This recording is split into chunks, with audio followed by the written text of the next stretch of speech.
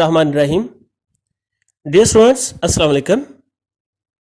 आज हम 8th class के सब्जेक्ट इंग्लिश में से तीसरा यूनिट स्टडी करने जा रहे हैं, जो कि पोइम है on the ocean. On the ocean poem जो है, इसे लिखने वाले एस.टी. कोलरिज है, यानी पोइट का नाम एस.टी. कोलरिज है। तो बच्चों, स्टैंजा नंबर 1 स्टार्ट करने जा रहा हूं। All in a hot and copper sky, the bloody sun at noon, right up above the mast did stand, no bigger than the moon. Very first stanza है ये। All in a hot and copper sky, इंतहाई गर्म और तांबे जैसे आसमान पर। Hot गर्म, कॉपर तांबे को कहते हैं। तो कॉपर स्काई से मुराद क्या है? दहकता हुआ आसमान। The bloody sun at noon, दोपहर का वक्त है और खून, ब्लडी सन उसने बोला है, इंतहाई सुरख और गर्म के मानी में आ रहा है ब्लडी सन। ब्लडी का मतलब वैसे तो खून आलूद होता है। Right up above the mast it stand, और मास्ट के, मस्तूल के बिल्कुल ऊपर खड़ा है, यानी ऊपर है, बिल्कुल जिंद के ऊपर, बिल्कुल स्काई के मिड में, वस्त में नजर आ रहा है। और मास्ट, मस्तूल, ये वो बड़ा सा बांस है, ये लकड़ी का बना हुआ पुल है जिसके साथ बादबान को बांधा जाता है, सेल को बांधा जाता है।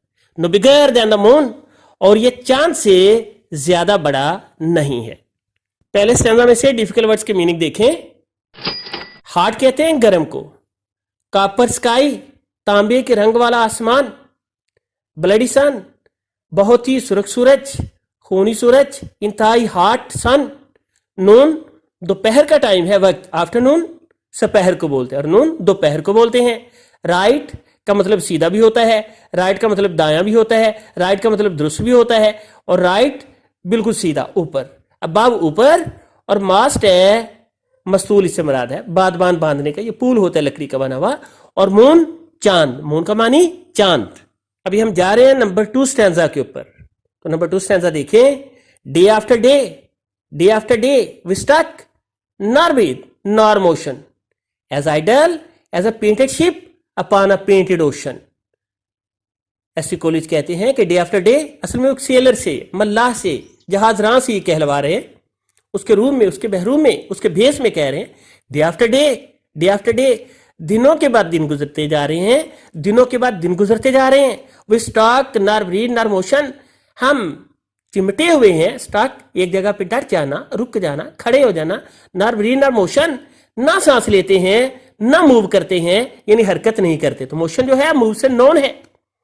As idle as a painted ship, और इस तरह आइडल हैं, सुस्त हैं, जैसे तस्वीर शुदा जहाज हो, अपॉन अ पेंटेड ओशन, तस्वीर शुदा समंदर के ऊपर। यानी समंदर जो है बिल्कुल खाली है, दूर दराज तक कोई भी ऑब्जेक्ट नजर नहीं आ रहा। समंदर के ऊपर जहाज है, और जहाज देखने में ऐसे लगता है जैसे ओशन भी पेंटेड हो, यानी समंदर भी तस्वीर शुदा हो, समंदर की मसवरी हो, और ऊपर जहाज की मसवरी की गई हो।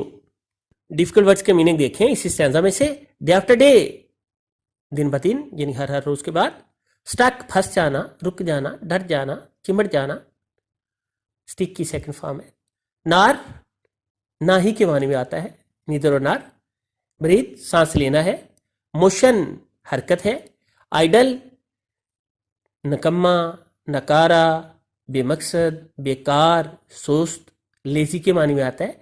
पेंटेड शिप, पेंटेड शिप तस्वीर शुदा जहाज, यानी मसवरी किया गया जहाज। और ओशन का मानी सी, समंदर। अभी आप नंबर 3 स्टैंजा देख रहे हैं। Water, water everywhere and all the boats do shrink, water, water everywhere but not a drop to drink. S T. Coleridge कहते हैं वाटर, वाटर एवरीवेयर, हर जगह पानी ही पानी है। जाहिर है जहाज समंदर के अंदर है, तो समंदर में जिस तरह भी नजर जाती है, ताहद निगाह पानी ही पानी है। And all the boats do shrink, और सारे के सारे तख्ते सुकड़ गए, यानी हिद्दत इतनी ज्यादा है, हॉर्नेस इतनी ज्यादा है कि जो तख्ते हैं वो श्रिंक हो गए, सुकड़ गए। वाटर, वाटर एवरीवेयर, और फिर वो सेलर कहता है, जिसके रूम में एस.टी. कोलरिज कह रहे हैं कि हर जगह पानी ही पानी है, but not a drop to drink, लेकिन पीने के लिए एक कतरा नहीं। मतलब पानी तो बहुत ज्यादा है समंदर में, बट हम उस पानी को पी नहीं सकते। क्यों? उसके साल्टी टेस्ट की वजह से। पानी इंतहाई नमकीन है समंदर का, इसलिए हम उसे पी नहीं सकते। नंबर 3 स्टैंजा, इसके डिफिकल्ट वर्ड्स देखें। वाटर पानी, एवरीवेयर हर जगह, बोर्ड्स तख्ते, श्रिंक और श्रैंक सुकड़ जाना सुकड़ना, ड्रॉप कतरा है, और ड्रिंक ड्रैंक ड्रंक पीना। अब इसका थीम, सेंट्रल आइडिया, मरकजी ख्याल, इसे समझ लीजिए। This poem is about the hardships of N ocean journey. समंदरी सफ़र के मुश्किलात के बारे में ये नज़्म है। दिस पोएम इस कॉल्ड अ सिंबॉलिक पोएम, और एस.टी. कोलिज की इस नज़्म के बारे में कहा जाता है कि ये अलामती नज़्म है, बिकॉज ऑफ इट सिम्बलिज्म, इसके अलामत नगारी की वजह से। Ship is a symbol of life, इसमें जो बहरी जहाज दिखाया गया है वो जिंदगी की अलामत है। While ocean is a symbol of this whole world, जबकि समंदर इस पूरे जहान की अलामत है। Everybody has to struggle much to lead life in this world, इस दुनिया में जिंदगी बसर करने के लिए हर किसी को बहुत जिद्दोजहद करनी पड़ती है। तो यही इसका मरकजी ख्याल है या थीम है। ये बेटा इसकी समरी देख लें जिसे आप तैयार करेंगे बहुत अच्छी तरह।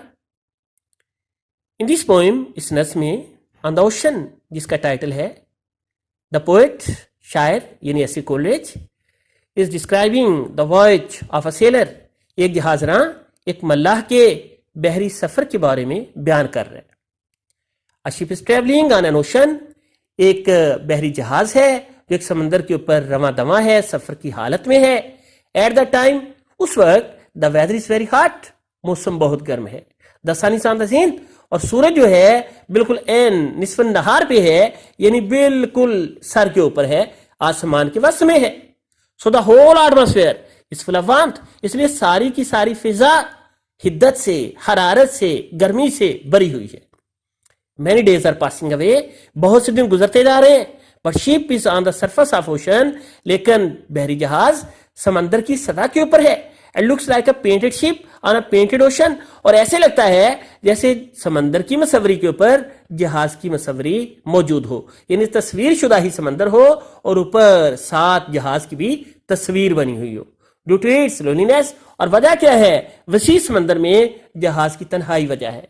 The water of the sea is seen on every side, और जो समंदर का पानी है वो हर तरफ नजर आ रहा है, दिखता है। But it can not be drunk, लेकिन इसे पिया नहीं जा सकता, due to its salty taste, इसके नमकीन जायके की वजह से। तो समंदर का पानी साल्टी है, नमकीन है तो बहुत ज्यादा मिकदार में, लेकिन पीने के काबिल नहीं है। इन दिस वे, इस तरह से, the poet in the disguise of a sailor, शायर एक मल्लाह या जहाजा के रूप में, narrating the hardships of sea voyage, समंदरी सफर की मुश्किलात के बारे में बयान कर रहा है। तो डियर स्टूडेंट्स, आज हमने ऑन द ओशन पोएम, जिसे एस.टी. कोलिज ने लिखा, उसके तीनों स्टैंजास पढ़े, उर्दू में उन्हें ट्रांसलेट किया, डिफिकल्ट वर्ड्स के मीनिंग देखे, सेंट्रल आइडिया को समझे हमने, और साथ समरी हमने रीड की है, जिसे आप अच्छी तरह तैयार कर लेंगे। तो इस लेसन के साथ साथ जो होमवर्क आपको साइन करने जा रहा हूँ ये है कि इसकी ट्रांसलेशन ज़बानी याद कीजिए, डिफिकल्ट वर्ड्स के मीनिंग और स्पेलिंग याद कीजिए, यंगर ब्रदर के नाम लेटर लिखिए, जिसमें से एडवाइस कीजिए कि वो गेम्स में, खेलों में हिस्सा ले, और मारल story, pride of the fall तैयार कीजिए, और ऐसे जो है कायदे आज़म तैयार कीजिए। ये सब कुछ एक दिन में नहीं हो सकता, तो ये डिफरेंट डेज में आप अपना काम करते जाएंगे। अल्लाह ताला आपको अपने हिफ्ज़-ओ-अमान में रखे। Thank you so much. अल्लाह हाफिज़।